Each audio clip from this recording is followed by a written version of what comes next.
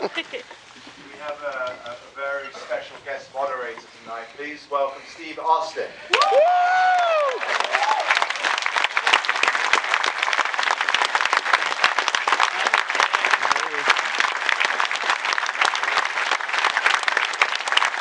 You want me to open that for you, kids? Oh, hell yeah.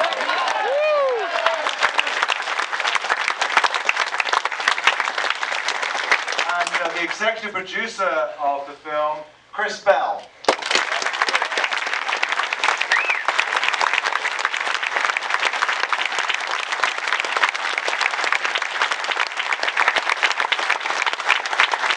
And last but not least, everyone, the director, Steve Yu.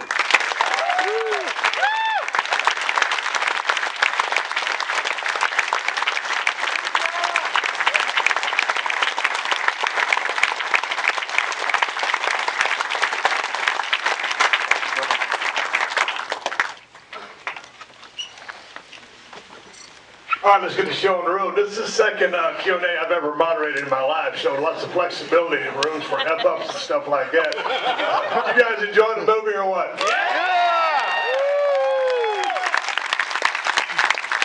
All right, Jake's up here shaking his head. What's going through your mind, Jake? It's just overwhelming, you know, to see your response. And, it was tough going through everything, and lots of times I didn't think I was going to get through it. You know, and but damn it, thank you. We love you, Jake!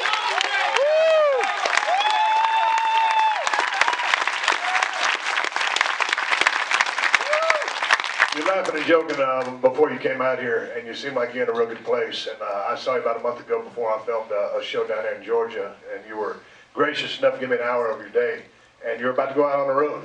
And so now being back out on the road, left your own devices, how was it being on the road again? I mean, do those old habits want to come knocking back down the door?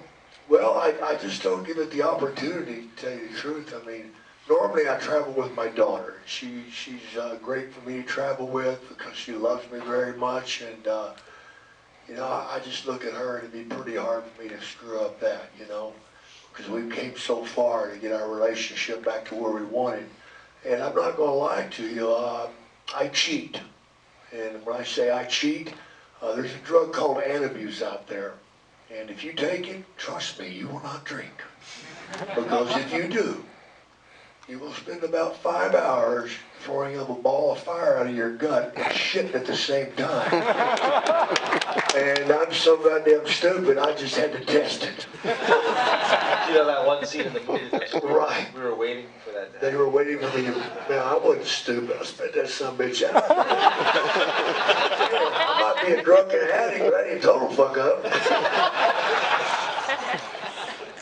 And talking to the director of this illustrious project that I had a great time watching. I've seen this thing several different times, and this was absolutely the best cut.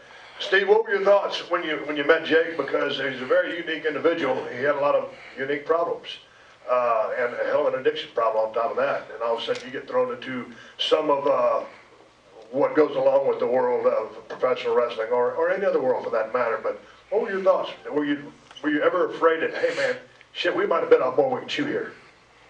Yeah, you know, initially it was more about helping Jake kind of get healthy and get in shape, and we ended up learning about how bad his addiction still was, and it was a crash course in trying to help somebody who had this monster that we had never dealt before. So you know, it was really intimidating. You know, dealing with Jake for the first time. He's an intimidating person, you know, to meet, you know, anyway, and he's very convincing. So, you know, that was the challenge, was trying to capture, you know, the story and try to find the truth. What was what was like dealing with Jake in a grouchy mood?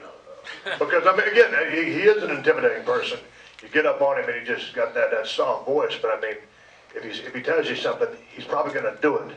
So what was that like? I mean, because dude, you come from Cornell. Like he's the only guy to graduate from Cornell with like a 4.5 GPA. So he's like a rocket scientist. All of a sudden you're dealing with a guy like Jake. Does it scare the shit out of you? Yeah, I was pretty intimidated. You know, one thing I always say about all of the because I never knew I would be working with so many wrestlers. You know, when I graduated from school. But one thing I always say is like they always have this kind of Jedi mind trick. Like they can get anybody to do anything, and it's really interesting thing to watch. I couldn't get you to do shit. Call me out every damn time. I think Dallas gave him a special entrance. But yeah, I was kind of the heel in the film for a good part of it. But you know, Dallas kind of trusted me to be responsible for everything. So even though I was a filmmaker, you know, he knew when he left, when he went out of town, like I was in charge. So you know, that was usually the time where Jake kind of got the idea that you know he would, you know, get into some When the trouble. cat's away, the mice will play. So what was the deal when Dallas left and you figured, okay, I this is don't my know, man. opportunity? You know, it's just, you know, addiction is an evil son of a bitch. It knows all your weaknesses, it knows all your pleasures, it knows all your fears, it knows everything about you. And it will use anything, you know. Sometimes you had to drink because you had to celebrate. Sometimes you had to drink because you had to mourn. Sometimes you had to drink because it was Tuesday. Sometimes Tuesday morning. You know, that's just the monster, you know. And cunning and baffling is what they teach you in AA, you know, and it's true. Cunning and baffling. I hated it. It is so frustrating because when I finally made up my mind that I really wanted to stop, I couldn't. And I kept slipping and falling. Kept slipping and falling. Then I know that Dallas is on his way back home and he's pissed off because I've just screwed up his vacation time, you know. And here's a guy that's opened his doors to his home and invited Scott and I in, and I just ruined his goddamn weekend, you know. The guilt gets on you. Then the shame gets on you. So each time I did screw up, it was, God damn, it was rough on me. You know, it was rough on everybody. Because they kept saying, you know, damn, Jake's went about 6 weeks now, but hell, you guys stay about 6 weeks, man, I was going to have to do something. And it just happened, it happened, it happened as you've seen in the film. And but I finally just gave up. And when I finally gave up, it seemed like good things started happening.